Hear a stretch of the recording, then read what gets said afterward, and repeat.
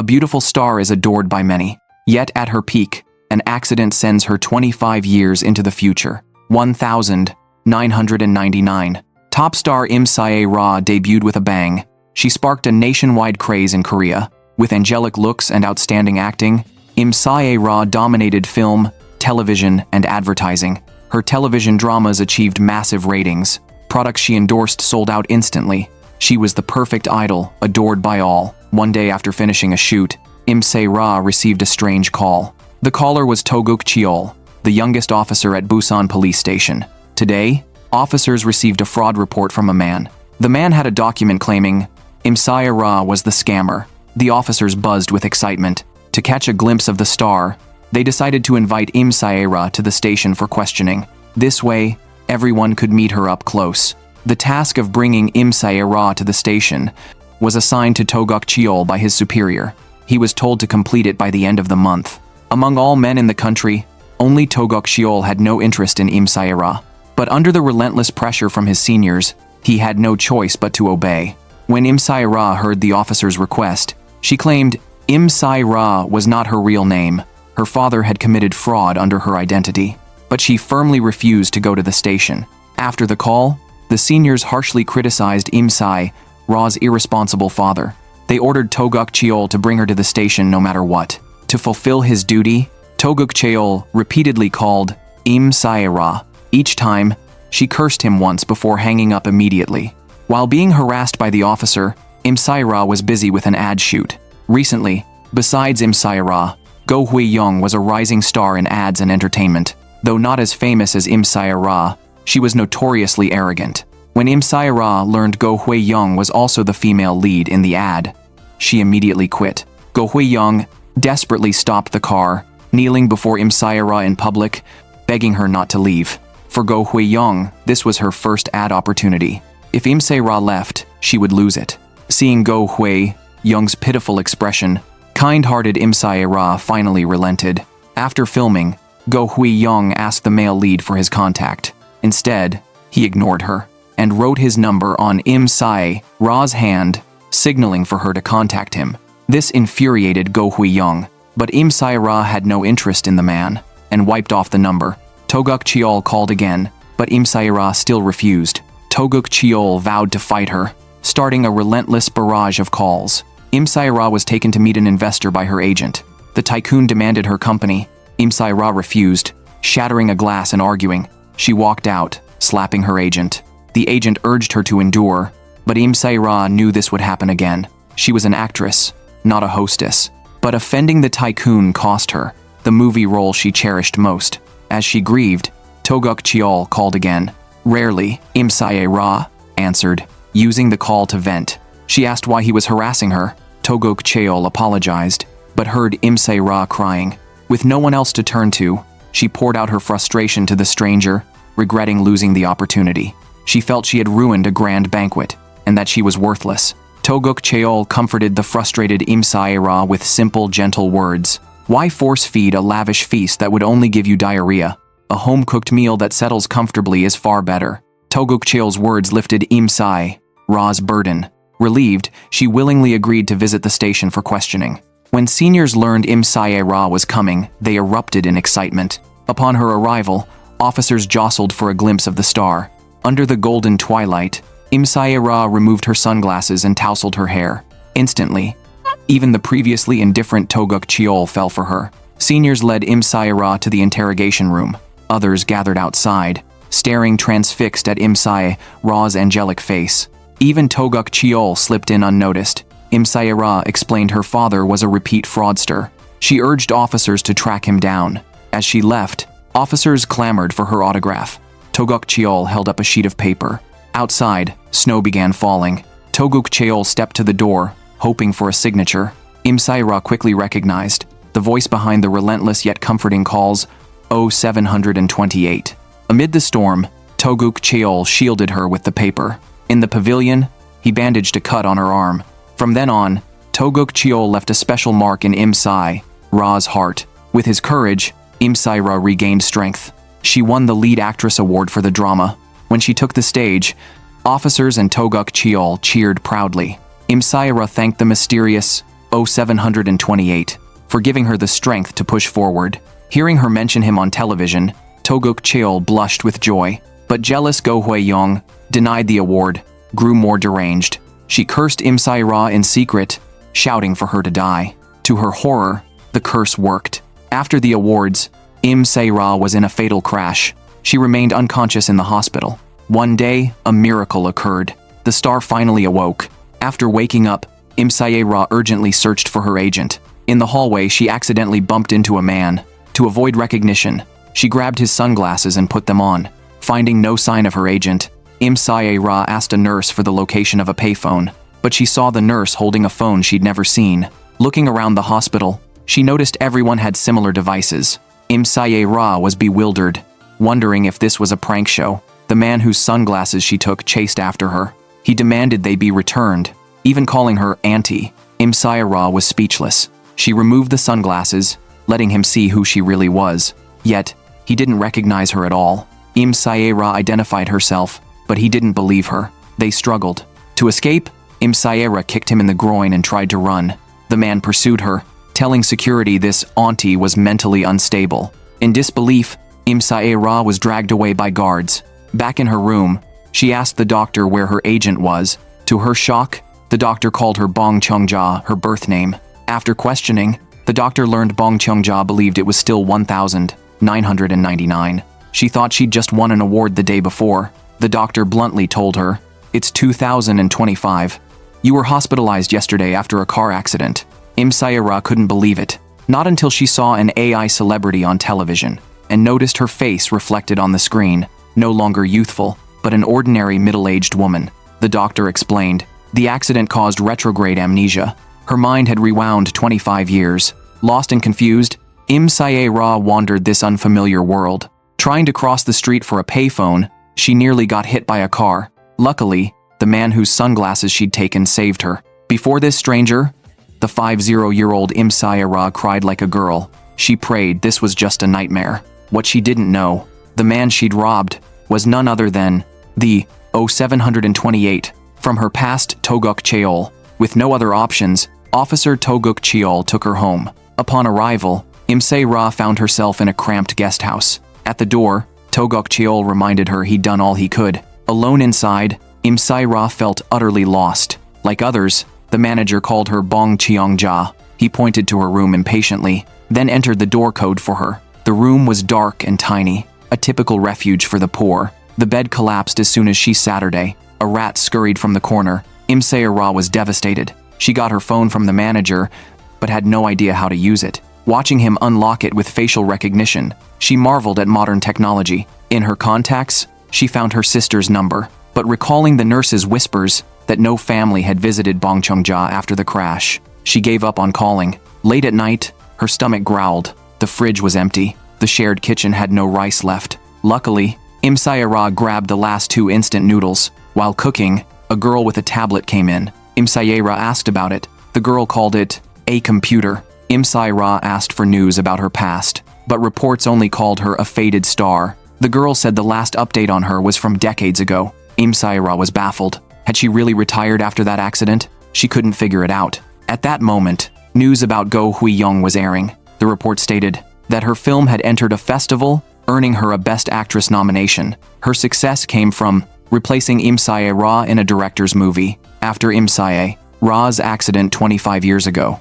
watching Go Hui-young on television, Im Sae-ra looked shocked. Meanwhile, at the police station, Toguk Cheol, formerly in the criminal division, was transferred to traffic. While cleaning his car, he found Bong Chung-ja's bag containing an ID card and a Ju Sung-juk business card. Ju Sung-juk was his current investigation target. To uncover the truth, he decided to question Bong Chung-ja. Back at the guest house, Im Sae-ra finally tried calling her sister, but there was no signal. She went to the roof to search for reception. Toguk Cheol arrived just then. Seeing her in a dangerous spot, he assumed she was about to jump. He rushed forward, but slipped on a banana peel. Both fell into a garbage truck. Im Sae-ra woke first, panicking when Toguk Cheol was unconscious. She repeatedly pressed his chest until he regained consciousness. Explaining her search for signal, she furiously called him an old man. Toguk Cheol retaliated, calling her an old lady. A fight broke out. Im Sae-ra kicked him away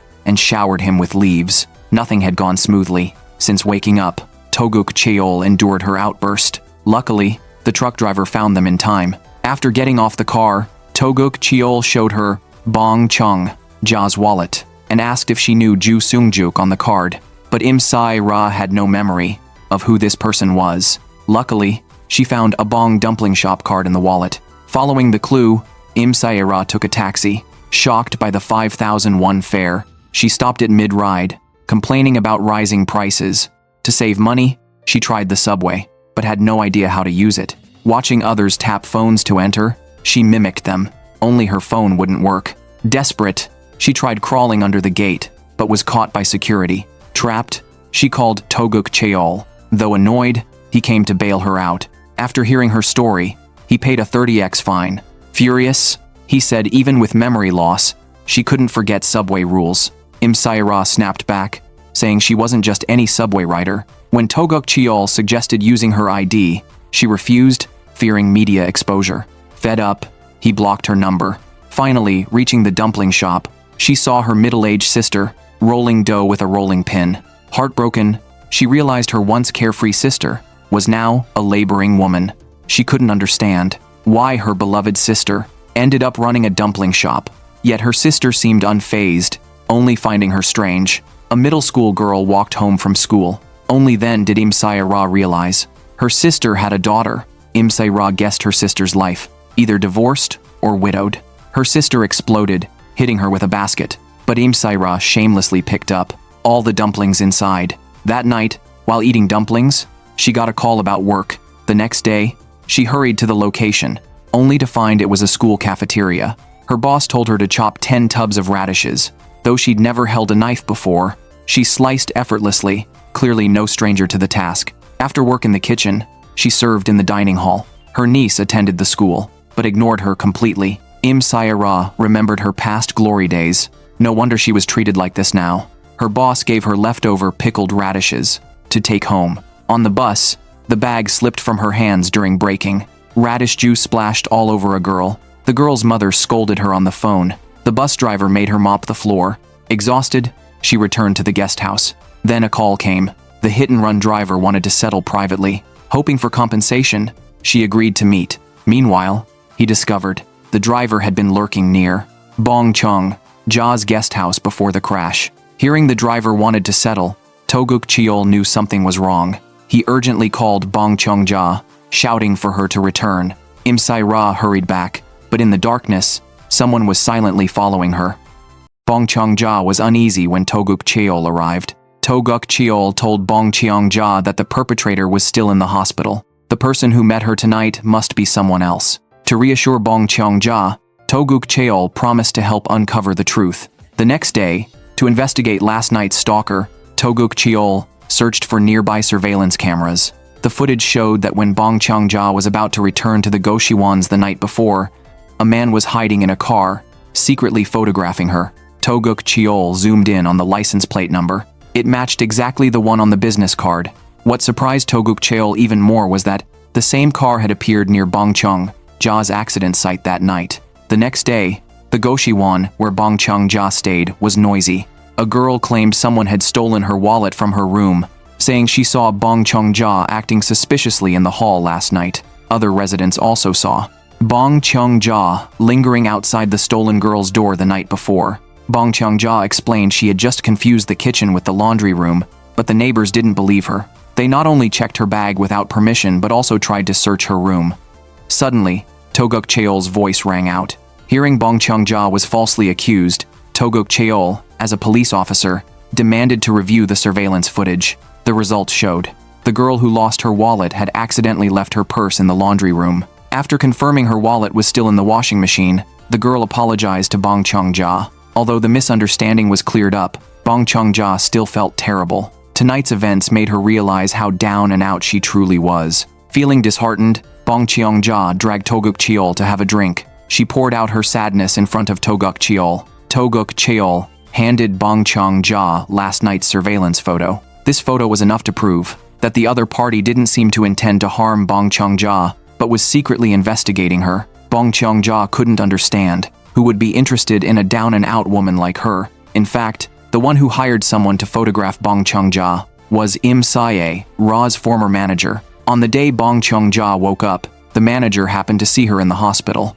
Because he was so familiar, the manager immediately recognized that the 50-year-old woman before him was none other than the former Im Sae-ra. Bong Chung-ja went to the nursing home to visit her father. In Im Sae-ra's memory, her father always acted as a guarantor for others, always being cheated or cheating others. Out of anger, Im Sae-ra had once said hurtful words to her father. Now, looking at her father, who seemed to have aged overnight, Bong Chung-ja could no longer utter those annoying words. What hurt Bong Chung-ja even more was that her father didn't even recognize her. In his eyes, the shining actress on television was his daughter. Faced with this scene, Bong Chung-ja could only leave in tears. At that moment, a nurse ran after her, handing Bong Chung-ja a notice of unpaid fees. Her father's nursing home fees had been overdue for a long time. Her sister paid some every month, but the bills kept piling up. Looking at the huge amount she couldn't afford either, Bong Chung-ja couldn't help but crouch on the ground and cry aloud. She had fallen so low, unable to save herself, let alone help her family. Toguk Cheol learned at the hospital that Bong Chung-ja hadn't come for her scheduled follow-up. Toguk Cheol contacted Bong Chung-ja, urging her to get checked. Bong Chung-ja had just left the nursing home, and in her current emotional state, she refused to go to the hospital. Toguk Cheol then suggested they visit the accident site together. To recover her lost memories, Bong Chung-ja decided to go. But at the accident location, Bong Chung-ja couldn't recall anything about that day. What confused her even more was that this place was far from both the Goshiwon and her workplace. Why had she come here? Toguk Cheol suspected someone might have deliberately lured Bong Chung-ja to this place, with the sole purpose of causing the accident. While desperately trying to recall the past, Bong Chung-ja noticed the entertainment news playing on the square's large screen. The news reported that Go Hwae-young, a rookie actress whom Im Sae-ra had once looked down upon, had now won the Best Actress award at a prestigious film festival. Bong Chung-ja was devastated. Winning Best Actress at that festival had once been her dream. Bong Chung-ja still remembered that 25 years ago, when Im Sae-ra was at the peak of her fame, a reporter had interviewed her and asked if she had achieved her dreams. At the time, Im Sae-ra had recorded a message for her future self in front of the camera, confident that she would have fulfilled her aspirations by then. Thinking back on those ambitious dreams, and comparing them to her pitiful current state, Bong Chung-ja, in her despair, made a decision. She would return to where she belonged, to the dazzling, world-class stage. Seeing Bong Chung-ja genuinely believing herself to be Im Sae-ra, Toguk Cheol couldn't help but recall faded memories. Years ago, after the accident, Im Sae-ra had suddenly vanished without a trace. One evening, during a gathering, Toguk Cheol's senior police colleagues gossiped wildly. Some claimed Im Sae-ra had married an overseas chaebol heir and was now living lavishly abroad. Others whispered that she might no longer be alive. Toguk Cheol refused to believe it, even arguing with his seniors to defend her. Leaving the bar that night, he stared at Im Sae-ra's autograph in his hand, lost in thought. Truthfully, even he wasn't entirely sure whether Im Sae-ra had ever truly been part of his life. Now, 25 years later, seeing the determination in Bong Chung-ja's eyes, Toguk Cheol found that gaze hauntingly familiar. Bong Chung-ja asked her Goshiwon neighbor to help her gather information about Im Sae-ra's former team members. From makeup artists and stylists to her manager, she needed to know where each of them stood now. To her shock, every single one of them had thrived. The former makeup artist was now a renowned salon director, and Korea's top celebrity makeup artist, highly sought after in Cheongdam-dong. The former stylist had become a million-subscriber influencer. Any fashion item she promoted would sell out instantly. Even Im Sae-ra's manager, whom she had assumed would struggle, was now the CEO of a major entertainment company. With a market value exceeding 1 trillion won, Im Sae-ra was shattered. Turns out, she was the only one who had plummeted into ruin. Toguk Cheol was still investigating Bong Chung-ja's accident. When comparing Bong Chung-ja's and Im Sae-ra's personal records, Toguk Cheol was nearly shocked. The records showed that Bong Chung-ja and Im Sae-ra had identical ID numbers. Recalling Bong Chung-ja's behavior over this period, Toguk Cheol finally became convinced that the annoying 50-year-old woman was indeed the Im Sae-ra he had loved for 25 years. That night Toguk Cheol came to see Im Sae-ra. Facing the goddess he had secretly adored for years, Toguk Cheol's expression softened. In truth, Toguk Cheol had been quietly helping Im Sae-ra all these years. 25 years ago, out of jealousy toward Im Sae-ra, Go Hui-young had leaked to reporters that Im Sae-ra was going to the police station for questioning. When the reporters arrived at the station to interrogate her, to protect Im Sae-ra, Toguk Cheol clarified everything in front of them, emphasizing Im Sae-ra's kindness to fans and her extreme dedication to her acting career. Because of Toguk Cheol's words, the reporters eventually wrote a glowing article about Im Sae-ra. Im Sae-ra had always known that Officer 0728 was secretly helping her. On the news, Go Hui-young, who had just won an international award, was giving a media interview. However, Bong Cheong-ja noticed that Go Hui-young's acceptance speech was word for word identical to her own from years ago. Bong Cheong-ja smashed the television while cursing Go Hui-young as a shameless copycat. To thank Toguk Cheol, Bong Cheong-ja decided to treat him to a nice meal. Instead, Toguk Cheol took her to eat ordinary soup and rice. Staring at the soup and rice before her, Bong Cheong-ja couldn't help but reminisce about the past. 25 years ago, Im Sae-ra had come to Busan to eat with her manager and stylist. Originally, Im Sae-ra had planned to eat cold noodles, which the stylist preferred. However, a group of police officers she had met recently emerged from the pork soup restaurant next door. Among them was Toguk Cheol. Before the owner of the wheat restaurant, Toguk Cheol pulled Im Sae-ra and others into the neighboring soup restaurant. The owner scolded angrily, but only when Im Sae-ra asked, did she realize that the owner was actually Toguk Cheol's mother. Toguk Cheol personally taught Im Sae-ra the proper way to eat Busan-style soup rice. He added a spoonful of shrimp paste to Im Sae-ra's bowl. Im Sae-ra took a bite and found it delicious. When Im Sae-ra left, Toguk Cheol gave her a mint candy. To Im Sae-ra, the candy was as sweet as the memories. Now, 25 years later, Toguk Cheol still does as he did before, adding a spoonful of shrimp paste to Im Sae-ra's, or rather, Bong Cheong-ja's bowl. When he learned Im Sae-ra planned to return to the entertainment industry, Toguk Cheol was worried. Im Sae-ra had been away from the industry for too long. With her current appearance, it would be hard for her to create miracles again.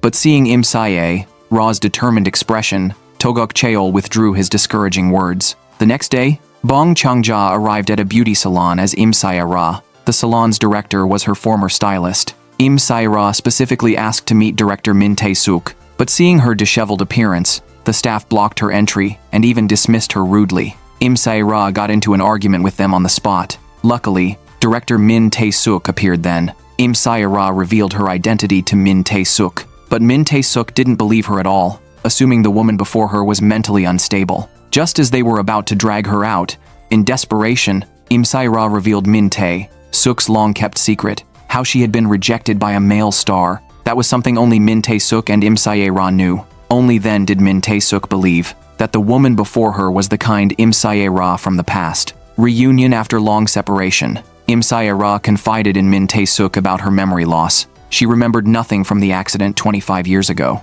Min Tae-suk felt heartbroken for her. Actually, she had been searching for Im Sae-ra all these years. Seeing Im Sae-ra in this state now, Min Tae-suk couldn't help but cry in her arms. Just then, Min Tae-suk's husband arrived at the salon. Hearing Im Sae-ra was there, he rushed in. Min Tae-suk told Im Sae-ra her husband was actor Gu Nam-ju, whom Im Sae-ra had splashed juice on years ago. Back then, Gu Nam-ju was a top-tier male star acting opposite Im Sae-ra. But time spares no one. The once beloved young idol had now become an overlooked middle-aged man. Seeing each other after 25 years, Im Sae-ra and Gu Nam-ju felt reality was surreal. After reminiscing with Min Tae-suk, Im Sae-ra shared her plan to return to showbiz. She was Im Sae-ra. She couldn't let Go Hui-young steal her spotlight. Besides, she urgently needed money. Min Tae-suk warned the industry had changed. But seeing Im Sae-ra's determination, she decided to help. To secure her a chance, Min Tae-suk aggressively cut her husband's hair. Through threats and sweet talk, she forced him to introduce Im Sae-ra to a crew. Helpless, Gu Nam-ju agreed. Soon, Min Tae-suk called with news. Her husband had gotten her a role. Im Sae-ra was overjoyed, promising to repay her. But soon she learned, Gu Nam-ju had secured her a maid role. Though disappointed, Im Sae-ra knew her place. Just getting back into the industry was already a blessing. Min Tae-suk styled her personally, telling her to relax. She believed the fierce Im Sae-ra of the past. still lived within her. Her phone alarm reminded her it was a filming day. Im Sae-ra forced herself to get ready and style her hair. Then she took the subway. She had grown accustomed to the transportation of 25 years later, adapting to this new world. On set, Bong Chung-ja felt a familiar warmth, but reality kept chipping away at her pride as an actress. First, Gu Nam-ju warned her to keep her distance. After all, she was only a temp he'd introduced. Then a senior actor spoke harshly to her, pushing her away without a second thought. Luckily, Min Tae-suk visited, bringing food and drinks for the crew, asking them to look after Bong Chung-ja. Just then, Go Hui-young arrived. She soon noticed Bong Chung-ja, feeling an eerie familiarity toward her. During filming, Bong Chung-ja's performance impressed the director, who even gave her extra lines on the spot. But this sparked jealousy in the senior actor. Under the pretense of filming, she slapped Bong Chung-ja repeatedly, demanding retakes under the guise of poor acting. Bong Chung-ja endured the humiliation, determined to keep this hard-won opportunity. Just as the senior prepared to strike again, Toguk Cheol suddenly stormed onto the set and pulled Bong Chung-ja away.